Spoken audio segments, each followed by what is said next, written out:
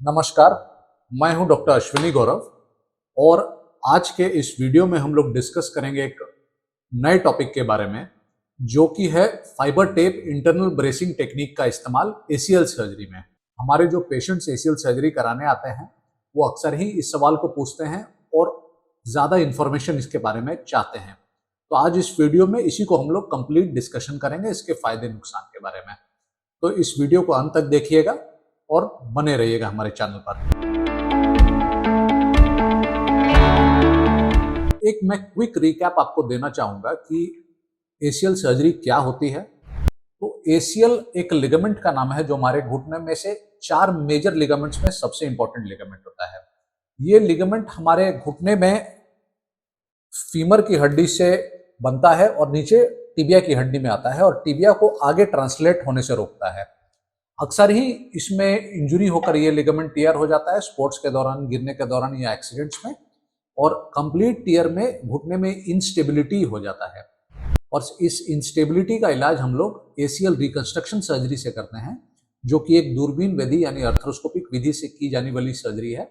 इसमें हम लोग पेशेंट के पैर से ही एक और लिगामेंट लेकर उसको इस लिगामेंट की जगह प्लेस करके फिक्स करते हैं और एक पर्टिकुलर पीरियड के बाद जब ये लिगामेंटाइजेशन का प्रोसेस पूरा हो जाता है तो फिर वो एक नेचुरल लिगामेंट की तरह एक्ट करता है। तो फाइबर टेप क्या होता है? फाइबर टेप एक तरह का पॉलीइथिलीन मटेरियल होता है। इसे मेडिकल भाषा में ultra high molecular weight polyethylene कहा जाता है। ये काफी मजबूत मटेरियल होता है और ये स्ट्रेच यानी फैलता भी नहीं है। तो इसका इस्तेमाल हम लोग कई दिनों से कई और लिगामेंट सर्जरीज में भी यूज कर रहे हैं। ये हालांकि एक नेचुरल लिगामेंट की जगह तो नहीं ले सकता है, पर अगर हम लोग किसी लिगामेंट का रिपेयर करते हैं तो उसको अगर फाइबर टेप से ऑगमेंट कर दिया जाए तो जो लिगामेंट का हीलिंग प्रोसेस है तब तक उसको प्रोटेक्ट जरूर करके रखता है। पिछले कुछ वर्षों से इस फाइबर टेप का इस्तेमाल एसीएल रिकंस्ट्रक्शन सर्जरी में भी काफी जगह होने लगा है। इस सर्जरी में जो हम लोग एसीएल का ग्राफ्ट डालते हैं उसके साथ में एक फाइबर टेप भी प्लेस कर दिया जाता है।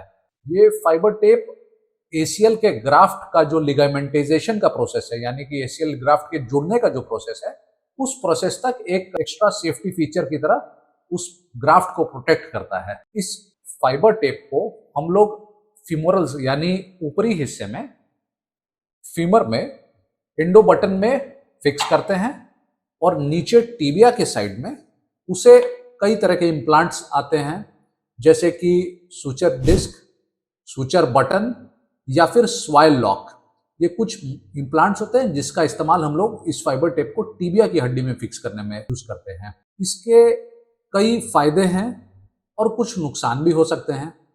फायदा सबसे बड़ा यह है कि चूंकि ये नॉन स्ट्रेचेबल और एक स्ट्रॉन्ग मटेरियल है, तो जब तक कि एसीएल ग्राफ्ट हील नहीं कर जाता है तो ये एक सीट बेल्ट सेफ्टी फीचर की तरह काम करता है और उसको इंजर होने से या काफी ज्यादा फैलने से रोकता है।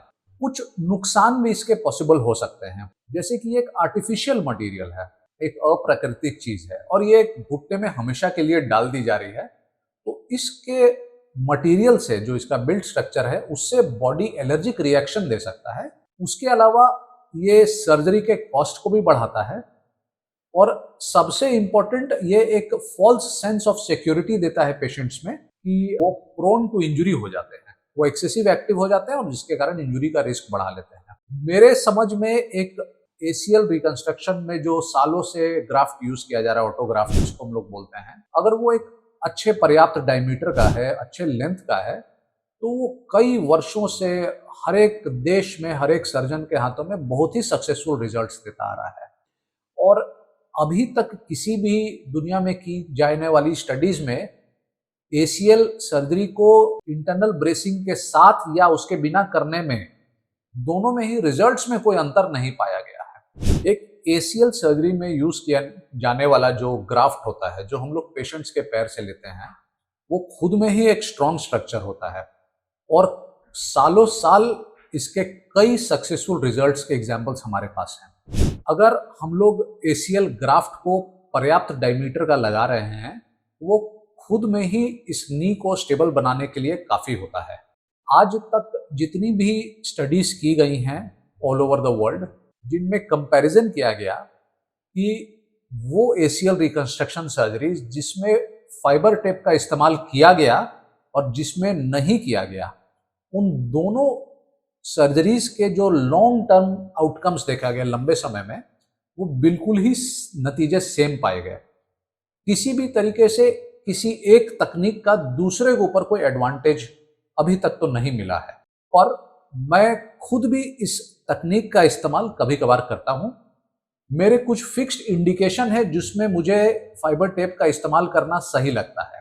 पहला उसमें से इंडिकेशन है ओबेसिटी, यानी कि अगर पेशेंट का वजन मरीज के हाइट के अनुपात में कहीं अधिक है या 90 या 100 किलो तक जा रहा है, तो मैं अक्सर ही अपने ग्राफ्ट को एक फाइबर टेप से सेफ गार्ड करना चाहता हूं, क्योंकि वजन के कारण कई बार एसीएल का ग्राफ्ट फैल सकता है मूवमेंट करने पर। सेकंड मेरा इंडिकेशन होता है, अगर मैं किसी एथलीट का सर्जरी कर रहा हूं जो कि बहुत ही क्विक वापस अपने फील्ड में जाना चाहता है डिस्पाइट टेकिंग द रिस्क, तो फिर मैं उसे फाइबर टेप ऑगमेंट करता हूं। तीसरा, अगर मैं एक मल्टी लिगामेंट सर्जरी कर रहा हूं जिसमें कई प्रकार के लिगामेंट्स टूटे हुए हैं, एसीएल, पीसीएल, एमसीएल, एलसीएल, तो उन कंडीशंस में कई बार कुछ ग्राफ्ट्स को ऑगमेंट करने यानी मजबूत करने में फाइबर टेप का इस्तेमाल मैं करता हूं।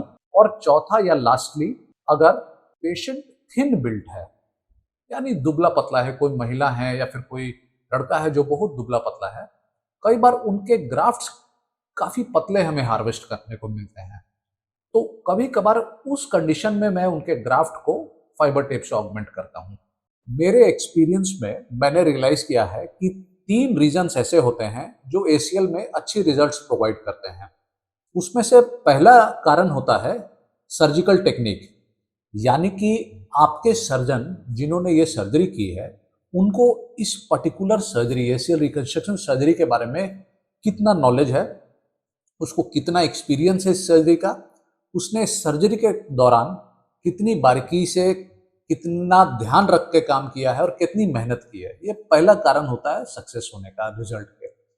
दूसरा कारण पेशेंट डिपेंडेंट होता है, यानी पेशेंट की कद काठी और उसका बनावट कैसा है। अगर एक मजबूत एथलीट पर्सन है तो उसमें कई बार हमें 9 नंबर 10 नंबर का ग्राफ्ट मिलता है जो कि काफी मजबूत होता है। तो ये पेशेंट डिपेंडेंट फैक्टर है। जिनको अगर कोलेजन की कोई डिजीज है तो उनमें कोई भी ग्राफ्ट हमें सॉफ्ट ही मिलता है। तीसरा और जो सबसे इंपॉर्टेंट कारण है जिसको मैं सैकड़ों बार अपने पेशेंट्स को बताता हूं, सो होता है पोस्ट ऑपरेटिव रिहैबिलिटेशन। कई पेशेंट्स इस बात का इंपॉर्टेंस समझ लेते हैं और जो नहीं समझ पाते हैं उन्हें कठिनाई होती है। पोस्ट ऑपरेटिव रिहैबिलिटेशन का मतलब होता है सर्जरी हो जाने के बाद की जाने वाली एक्सरसाइजेस, जो ट्रेनिंग होता है। एक अच्छे रिजल्ट के लिए पेशेंट को काफी मेहनत करनी पड़ती है, उसको अपने क्वाड्रिसेप्स, हैमस्ट्रिंग्स, वीएमओ, ये सारे मसल्स को स्ट्रेंथन करना पड़ता है। ये जो स्ट्रेंथनिंग का प्रक्रिया है ये काफी लंबा चलता है। इसमें कुछ समय आपको खुद फिजियोथेरेपी करनी होती है और कुछ समय किसी फिजियोथेरेपिस्ट के सुपरविजन में सारी एक्सरसाइजेस करनी पड़ती हैं। गेट ट्रेनिंग होती है, स्पोर्ट्स के लिए ट्रेनिंग होती है, एक लंबा प्रोसेस है। ये एक्सरसाइज जो सर्जरी के बाद शुरू होती है ये करीब 6 महीने 8 महीने तक चलती है। ये सारी एक्सरसाइजेस का मैक्सिमम पार्ट पेशेंट को खुद अपने घर में खुद से मेहनत करके करना पड़ता है और कुछ पार्ट उसे फिजियोथेरेपिस्ट के पास जाकर सीखना पड़ता है। ये 3 बातें हो गई जिससे एक एसीएल सर्जरी में हमें अच्छे से अच्छे रिजल्ट्स मिल सकते हैं। तो मैं अगर कंक्लूड करना चाहूँ तो मैं कहना चाहूंगा अपने पेशेंट्स को कि आप लोगों को एसीएल के साथ जो fibre tape internal bracing technique की जाती है इसके बारे में पूरी इंफॉर्मेशन रखनी चाहिए। जब भी आप सर्जरी कराने जा रहे हैं तो आपको अपने सर्जन से इसके बारे में डिस्कस भी करना चाहिए।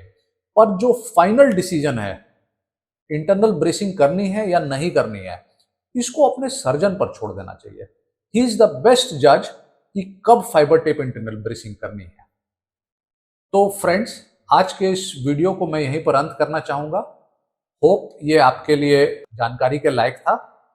अगर आप खुद या आपके कोई जानने वाले एसीएल की सर्जरी कराना चाहते हैं हम लोगों से, तो हमारे सेंटर का नंबर नीचे दिया गया है।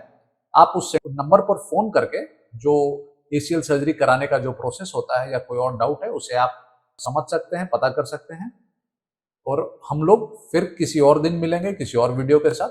तब तक आप लोग खुश रहें, स्वस्थ रहें, अपना ख्याल रखें। नमस्कार।